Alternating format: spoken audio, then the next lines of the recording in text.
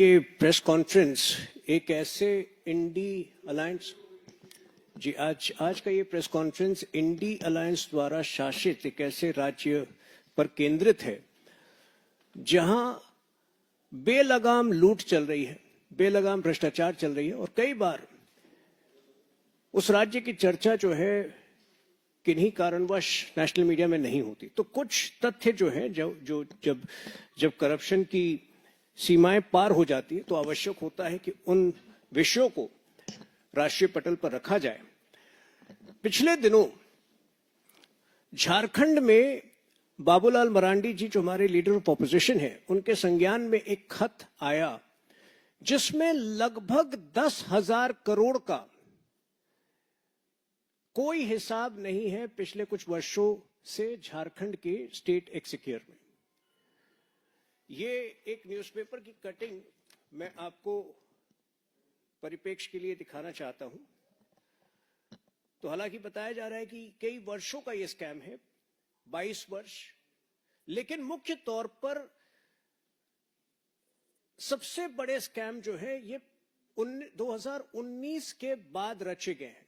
Liquor scam हो, land scam हो और अनेक तरीके से ये 10,000 करोड़ का कोई हिसाब जो है राज्य के पास नहीं है। अच्छा, गौरतलब, बहुत इंटरेस्टिंग बात मैं कह रहा हूं, ये खत, ये जानकारी इंडी अलायंस के ही फाइनेंस मिनिस्टर, उसी सरकार में जो फाइनेंस मिनिस्टर थे हेमंत सोरेन के पिछले टर्म में, रामेश्वर सोरेन जी जो कि कांग्रेस के एक वरिष्ठ नेता हैं, फाइनेंस मिनिस्टर थे, 2024 में उन्होंने ही ये खत लिखा था झारखंड के कैबिनेट सेक्रेटरी को कि 10,000 का कोई हिसाब, 10,000 करोड़ का कोई हिसाब नहीं हो रहा है, इस पर जांच होनी चाहिए। 6 महीने बाद उन्होंने खत लिखा, कोई उत्तर नहीं आया, जिसका सीधा अर्थ है कि ये लूट हेमंत सोरेन की निगरानी में हो रहा था, जिसके बारे में शायद फाइनेंस मिनिस्टर को, उन्हीं के फाइनेंस मिनिस्टर को पूरी जानकारी नहीं थी, या फिर हेमंत सोरेन के कहने पर जो कैबिनेट सेक्रेटरी थे वो उन्हीं के फाइनेंस मिनिस्टर के सवालों का उत्तर नहीं दे रहे थे। अब सवाल उठता है कि इतना बड़ा स्कैम जिसमें 10,000 करोड़ का कोई हिसाब किताब नहीं है, इसकी मोडस ऑपरेंडी क्या है? और उसकी मोडस ऑपरेंडी जो हमारी जो बीजेपी की, वहां राज्य में बीजेपी बहुत सक्रिय है इस विषय को लेकर, अनेक जो है इन्वेस्टिगेशन, औपचारिक इन्वेस्टिगेशन तो नहीं होता, लेकिन जितनी खबरें निकल सकती थी राज्य की बीजेपी ने निकालने का प्रयास किया। अब उसमें यह पता चल रहा है कि एक बहुत ही शातिर तरीके से अनेक डिपार्टमेंट्स, अनेक विभाग को छोटे टारगेट्स दिए गए थे। मिसाल के तौर पर जो ऊर्जा विभाग है, उसने फिक्स्ड डिपॉजिट्स में उसने कुछ 108 करोड़ की राशि फिक्स्ड डिपॉजिट में रखी थी, बल्कि वो राशि जो है इंटरेस्ट के साथ 108 करोड़ की होनी थी। जिस दिन मैच्योरिटी होना था उस दिन वो सारा रकम जो है 108 करोड़ गायब था। इस विषय पर सबसे पहले सरयू राय जी ने ट्वीट किया था, जो इस वक्त जेडीयू में है, पहले बीजेपी में थे। 1 महीने पहले उन्होंने ट्वीट किया। इसी प्रकार के छोटे जो है, छोटी चोरियां, छोटे जो है टारगेट्स अनेक विभाग को दिए गए थे, किसी को 500 करोड़ का, किसी को 200 करोड़ का, और स्वाभाविक है कि कुल मिलाकर ये पूरा लूट जो है 10,000 करोड़ का है। आपको याद होगा, आज से 4 महीने पहले मैंने डीएमएफटी स्कैम के बारे में बात की थी, district mineral foundation trust scam. District mineral foundation trust scam क्या है? 2016 में एक नियम बनाई गई थी जिससे जितने माइनिंग डिस्ट्रिक्ट्स हैं, माइनिंग डिस्ट्रिक्ट जितने हैं पूरे भारत में, उनकी वेलफेयर के लिए एक फंड क्रिएट किया गया था। और वो इस तरह से ऑपरेट करता था कि जो लीज होल्डर्स होते थे, माइनिंग लीज होल्डर्स, उनको 10 से 30% की अपनी रॉयल्टी की इनकम जो होती थी माइनिंग पे, वो इस फंड को ट्रांसफर करने थे। अब केवल बोकारो के डिस्ट्रिक्ट में, जहां की बड़े लेवल पर माइनिंग होती है, बोकारो, धनबाद, ये सब जो है कोल बेल्ट कहा जाता है झारखंड का, केवल उस डिस्ट्रिक्ट में लगभग 500 करोड़ के घपले थे डीएमएफटी स्कैम में। हमने मांग की, सीबीआई इंक्वायरी की, राज्य सरकार ने इस पर जो है कोई उत्तर ही नहीं दिया। उत्तर देते तो फंस जाते, क्योंकि झारखंड के जो कुल मिला के 24 डिस्ट्रिक्ट्स हैं, उनमें आधे से ज्यादा जो है वो माइनिंग डिस्ट्रिक्ट्स हैं। तो केवल अगर बोकारो में एक जिले में 500 करोड़ का स्कैम हो रहा था, तो आप समझ सकते हैं, आप हिसाब लगा सकते हैं पूरे राज्य में किस तरह का, किस लेवल का स्कैम हुआ। हो सकता है 3,000 करोड़, 4,000 करोड़।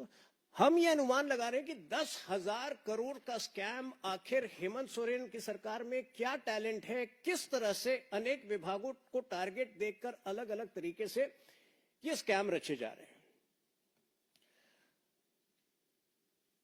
तो ये मेरे ख्याल से जो तोलाबाजी मॉडल है, जो बंगाल में भी सक्रिय है, इंडी अलायंस का एक और उदाहरण है लूट और भ्रष्टाचार का।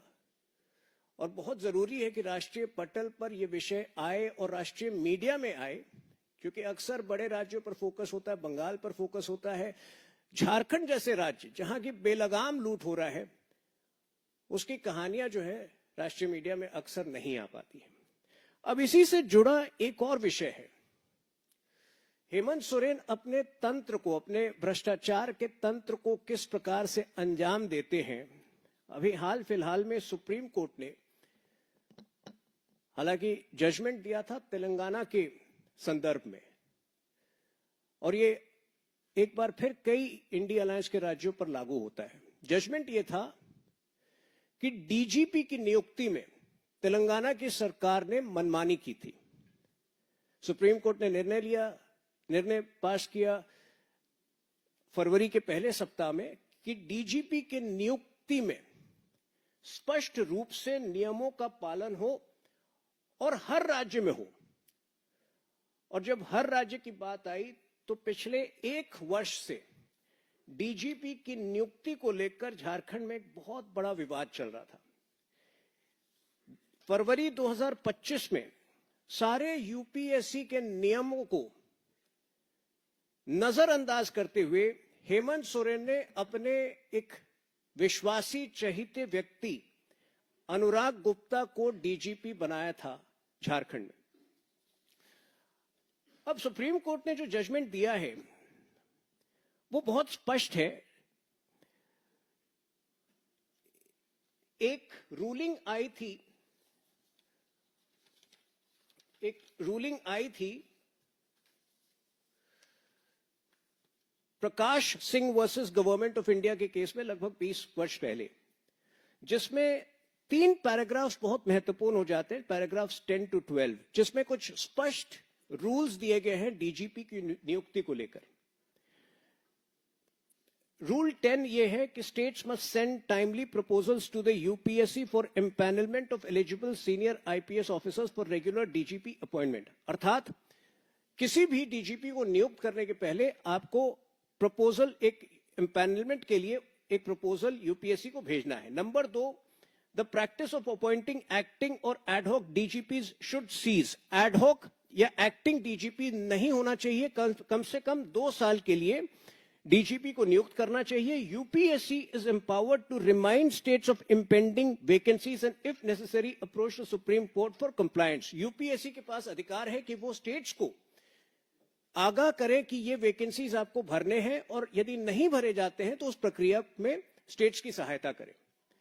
अब ये इसलिए महत्वपूर्ण हो जाता है कि जहां झारखंड जैसे राज्य में हेमंत सोरेन जो है सरकारी तंत्र का प्रयोग कर कर अपने भ्रष्टाचार को बढ़ा रहे हैं, अंजाम दे रहे हैं, वहां आप समझ सकते हैं कि गलत डीजीपी के नियुक्ति से किस तरह से उनके भ्रष्टाचार के तंत्र को लाभ पहुंच रहा है। तो अनुराग गुप्ता नाम के एक भ्रष्ट व्यक्ति को फरवरी 2025 में डीजीपी नियुक्त किया। अब ये सारे रूल्स के विरुद्ध था, क्योंकि उनके रिटायरमेंट में मात्र 1 या 2 महीने थे। रूल्स के मुताबिक कम से कम जिस व्यक्ति के 2 साल बाकी है रिटायरमेंट में, उसको नियुक्त करना था। आने वाले समय में पाया गया कि यही व्यक्ति अनुराग गुप्ता के लिंक सीधे सीधे एक कोल माफिया के डॉन सुरजीत सिन्हा से पाए गए। सुरजीत सिन्हा जो कि धनबाद कोल माफिया में सक्रिय हैं और जेल में सजा काट रहे हैं। यह विषय वहां के leader of opposition Babulal Marandi ji ने भी पुरजोर तरीके से उठाया था और वहां के स्टेट प्रवक्ता हैं अजय शाह, उन्होंने भी कई बार उठाया।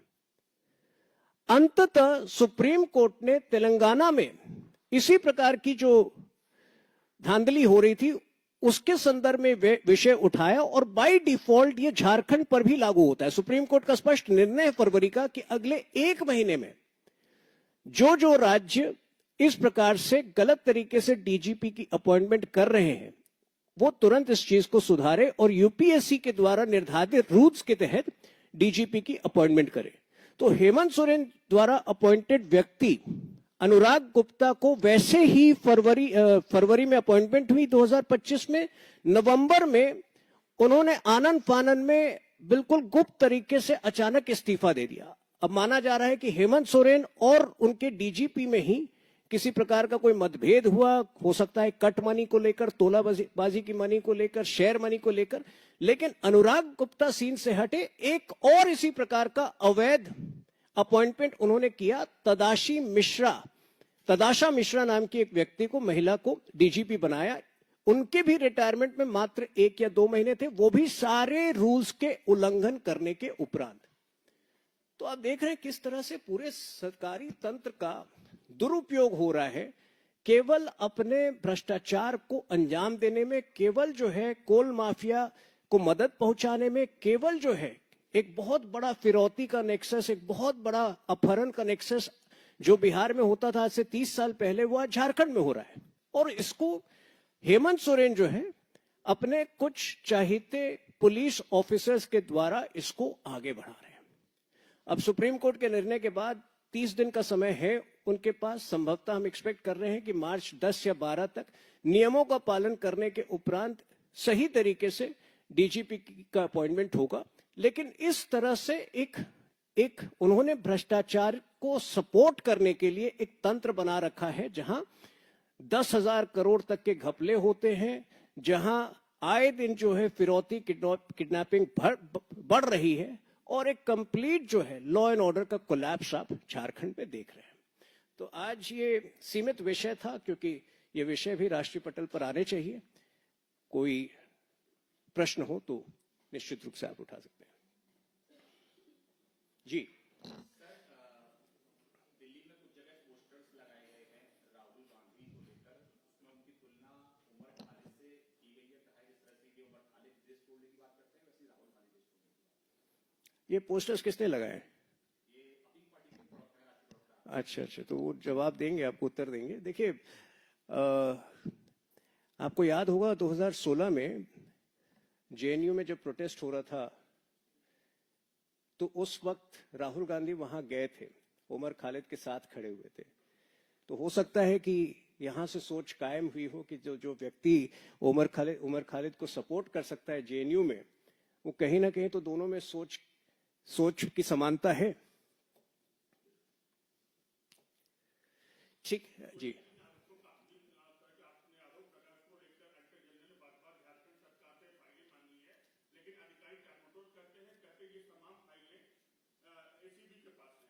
देखिए, जो मॉडल बंगाल में दिख रहा है आपको, वही मॉडल इंडिया अलायंस का झारखंड में भी सक्रिय है। सरकारी ऑफिसर को, अपने सरकारी ऑफिसर्स का एक तंत्र बनाकर, उनको अपनी चंगुल में लेकर हेमंत सोरेन भी वही काले कारनामों को अंजाम दे रहे हैं जो ममता बनर्जी बंगाल में देती है। लेकिन चूंकि बंगाल बड़ा राज्य है, बंगाल पे मीडिया का फोकस ज्यादा है, बहुत सारे ऐसे काले करतूत जो हैं हेमंत सोरेन के, वो सामने नहीं आते। तो इसलिए आप कवर करिए ऐसी चीजों को। बहुत सारे और इंस्टेंसेस हैं जहां की सरकारी ऑफिसर्स के सहायता से वो फिरौती का गैंग जो है वो सपोर्ट किया जा रहा है, वो उनकी सरकार संरक्षित कर रही है फिरौती गैंग को, किडनैपिंग गैंग को। तो ये सारी बातें जो आनी चाहिए सामने।